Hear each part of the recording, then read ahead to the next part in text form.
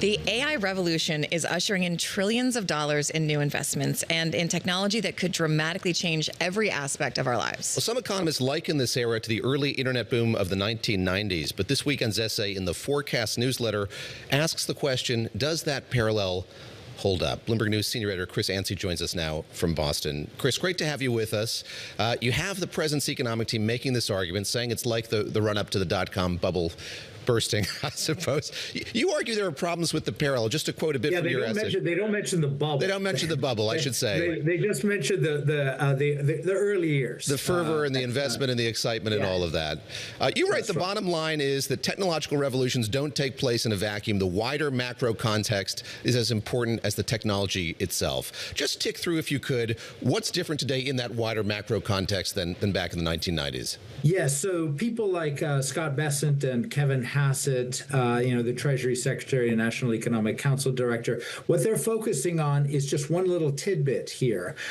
Specifically, in the mid-1990s, they say, look, there was this big boom in internet and computing investment that improved the productivity picture, that allowed the U.S. to grow at a faster pace without spurring inflation. And Alan Greenspan, the Federal Reserve chair of the time, picked up on this.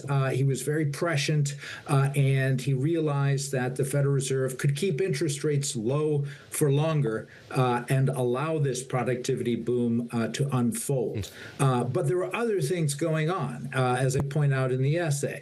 And one was, of course, globalization. That was just the early years of incorporating China, especially, into global supply chains. Yeah, Chris, you start with this anecdote where you apparently blurted out China at Alan Greenspan in the middle of a speech. You want to go through that That's for right. us?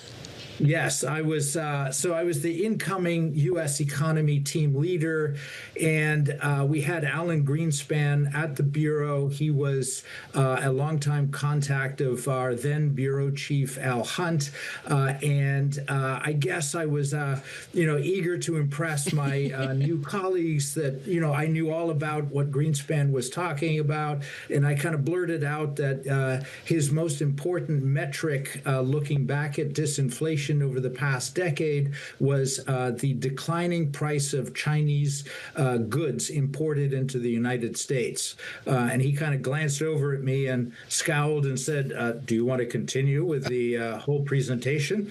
I said, oh, no, sure. I'm sorry. Please go ahead. But, as I wrote in the essay, it left in my mind, that metric as an important ingredient. And you don't see this from the Trump team as they talk about, the 1990s experience. There is this belief among the president's team that there's going to be this huge boost to productivity.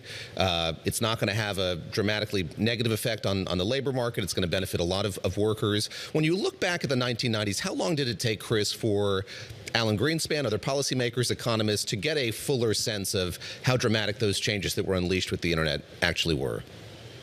Well, the team is correct in saying that Greenspan was, extraordinarily quick to pick up on this. And in retrospect, he was absolutely right. You guys probably remember back then there were all those ads for Cisco systems. Are you ready for the internet boom?